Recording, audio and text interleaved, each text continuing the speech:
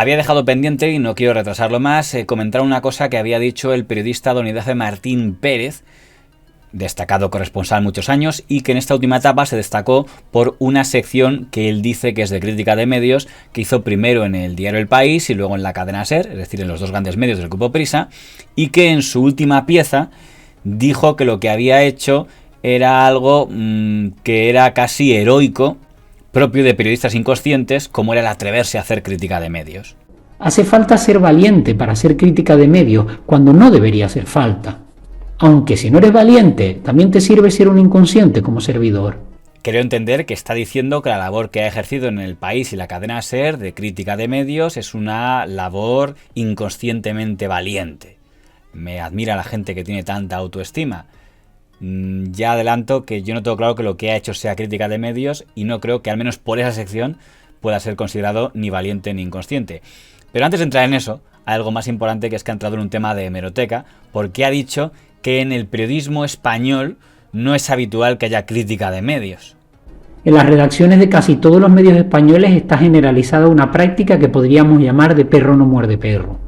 La defienden quienes llevan años o décadas publicando mentiras sin que nadie les señalara esas mentiras, y que se dicen censurados no porque se les censure, sino porque se les critica en público. Una práctica que el periodismo anglosajón hace sin dramas desde hace décadas, pero que en España no se hace. El corporativismo malentendido, el no señalar con nombre y apellidos a quien convierte esta profesión en una posilga, es un error que nos ensucia a todos.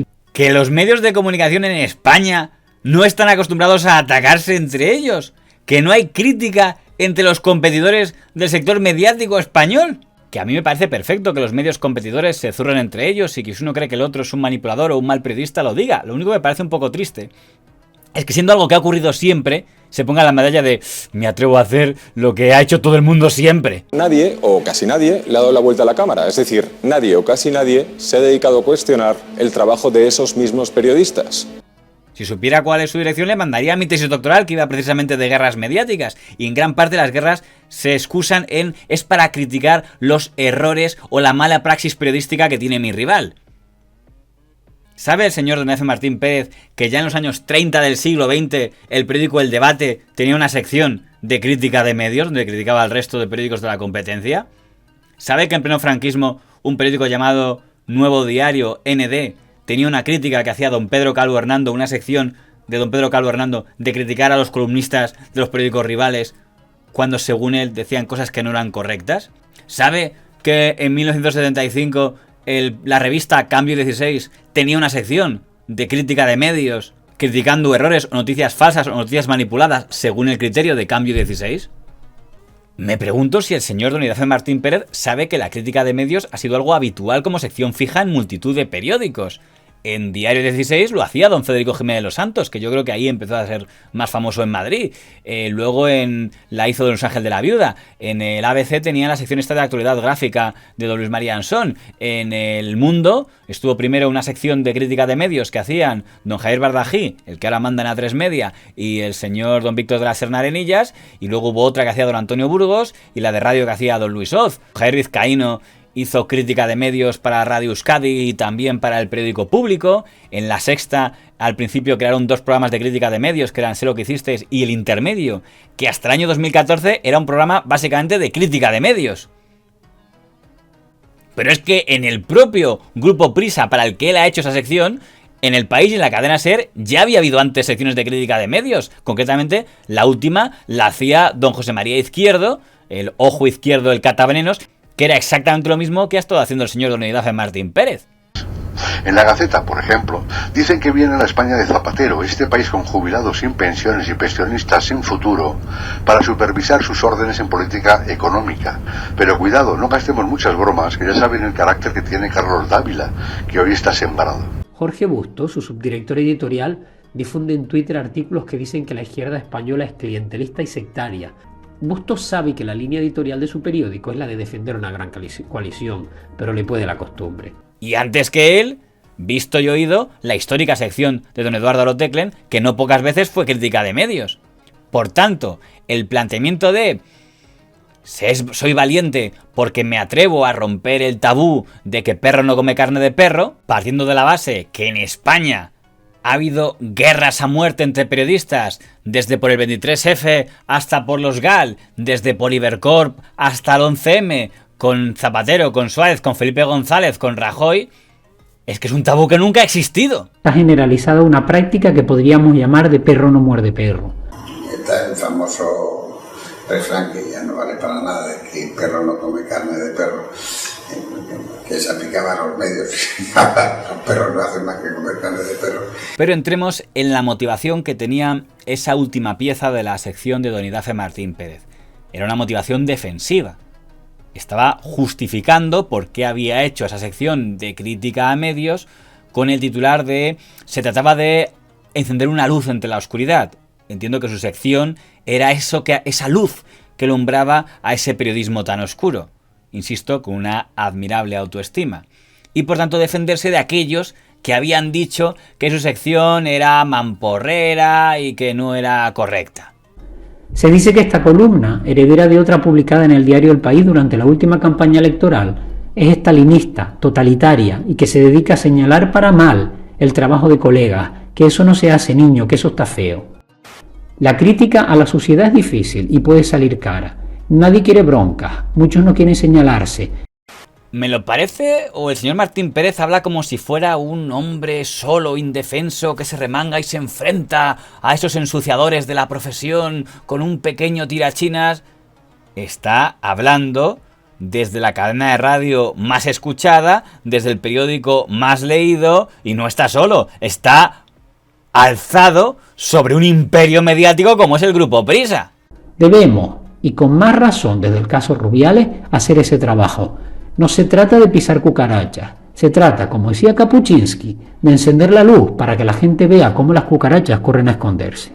Desconozco qué periodistas son los que han insultado a don Idafe Martín Pérez llamándole mamporrero, estalinista y esas cosas que dice que le han llamado, aunque es cierto que en su comentario él sí usa el término basura, fachosfera y cucarachas para referirse a los periodistas que no le gustan, pero yo que me haya enterado solo he visto que le hayan replicado en público don Álvaro Nieto, el director de The Objective, que publicó un tuit sarcástico que no le adjetivaba, y luego don Carlos Alsina, que tampoco le adjetivó, pero sí habló de él de manera despectiva y está un poco matonera, en plan, que me lo diga a la cara. Quiero recordar.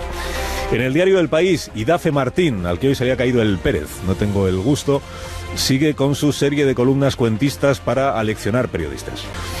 Y desde aquí pues animo a Pepa a que la próxima entrevista en El País al presidente Sánchez se la haga Idafe. Yo es que la vieja norma del periodismo que no conozco es esta de hacer resúmenes tramposos de las entrevistas que hacemos los demás. Y al que ya replicó en su momento don Idafe Martín Pérez. O por alguien que pide en antena a tu jefa llamándola por el nombre de pila, lo que no haría con un hombre, que te quiten la columna. Curioso, dice don Idafe Martín Pérez que el señor Alsina en este corte pedía que le echaran, que le quitaran su columna y le echaran. Cuando yo lo que he escuchado es que lo que pedía, sarcásticamente o no, era que le encargaran la próxima entrevista al presidente del gobierno, don Pedro Sánchez, en El País. Y dice que llama a su directora por el nombre de Pila, cosa que nunca haría con un hombre. Acabamos de escuchar cómo efectivamente llama a la señora Pepa Bueno por su nombre de pila, Pepa, y le llama a él, hombre, por su nombre de pila, Idafe. Y desde aquí pues animo a Pepa a que la próxima entrevista en El País al presidente Sánchez se la haga Idafe. Por tanto, diría que lo de cosa que no haría con un hombre no encaja con la realidad. Y el problema que a veces tienen los que hacen crítica de medios es que si seleccionan de manera tramposa podría pensarse que están manipulando, pero sé que alguien que hace crítica de medios nunca manipularía. Jefa llamándola por el nombre de pila, lo que no haría con un hombre. Pero termino explicando por qué, a mi juicio, lo que hace el señor Martín Pérez no puede considerarse una sección de crítica de medios en nombre del periodismo puro, Kapuczynski puro, valientemente inconsciente. Porque, hasta donde yo sé, en lo que le he leído y lo que he escuchado, los medios a los que critica están limitados a un espectro ideológico muy determinado, que es casualmente el contrario al espectro ideológico al que pertenece el medio para el que trabaja y cobra él. Cuando criticó las entrevistas a don Pedro Sánchez, criticó muy duramente la entrevista que le hizo don Carlos Alsina, la que le hizo don Pablo Motos o la que le hizo doña Ana Rosa Quintana, Pero no hubo ninguna crítica a la entrevista que le hizo don Jordi Évole, no hubo ninguna crítica a la entrevista que hizo don Xavier Fortes o a la entrevista que hicieron en la propia cadena SER. España tiene la fea costumbre de esperar a la muerte para homenajear a sus grandes hombres. Se aplaude ya difunto a quien se criticaba en vida sin piedad. La línea 25 quiere hacerlo antes de que sea demasiado tarde con don Luis María Anson. ¿Eso era una puya por la edad del señor Anson, que sigue escribiendo columnas diarias con 88 años? En la sección que ha hecho este verano en la cadena SER, ha criticado mucho al Mundo, a la ABC, a La Razón, a los digitales de antiizquierda. Básicamente ha atacado a los medios que están editorialmente en contra del gobierno de don Pedro Sánchez. Y de Objective, que Álvaro Nieto, un director de este digital que va adelantando por la derecha, aparte de la fachofera... No le recuerdo ninguna crítica a ningún medio de comunicación de los que está alineado con el bando del medio de comunicación del que cobra. Es más, la única vez que creo que ha criticado a un columnista del País, que es a don Juan Luis Cebrián, que ya no tiene poder en el País, era precisamente porque el señor Cebrián había escrito un artículo contra el gobierno de don Pedro Sánchez. Y algún mal pensado pensaría que aquel artículo era una forma de la dirección del País de congraciarse con el presidente por haber permitido el anterior. Como sí, hemos permitido que el señor Cebrián te critique, pero no te preocupes que aquí viene el señor Idafe Martín Pérez para machacarle. Por tanto, no veo a un crítico de medios en busca de una pureza periodística. Veo a un periodista alineado en un bando, el de sus jefes, atacando a los periodistas que están alineados en el otro bando, el de los enemigos de sus jefes. El crítico de medios que fuera valiente o fuera inconsciente, pues no sé, sería inconsciente un periodista que trabajando en la cadena COPE publicara un artículo contra un obispo, un crítico de medios que trabajando en un periódico mencionara una crónica que uno de los accionistas de ese medio está imputado por la justicia. Un crítico de medios que haciendo una crónica sobre un procesado por la justicia dijera que ese procesado ha dicho en un audio que ha invertido dinero en el medio para el que él trabaja. Un periodista que a la hora de criticar a tertulianos no excluyera a aquellos que sabe que son amigos de sus jefes. Eso sí sería quizá inconsciente. ¿Ha habido alguien que ha hecho eso recientemente? Sería valientemente inconsciente que en Mediaset criticaran a la familia Berlusconi, que en Antena 3 criticaran la editorial Planeta, que al Rojo Vivo criticara al señor Florentino Pérez, que el Canal Red criticara al señor Roures. Pero a quien critican siempre son a los enemigos de su posición editorial. Hace falta ser valiente para hacer crítica de medios cuando no debería hacer falta. Aunque si no eres valiente, también te sirve ser un inconsciente como servidor. Pero alguien que se limita a criticar a aquellos que están enfrente de sus jefes, por tanto, congraciándose con ellos, será muchas cosas. Pero desde mi punto de vista, inconscientemente valiente, no.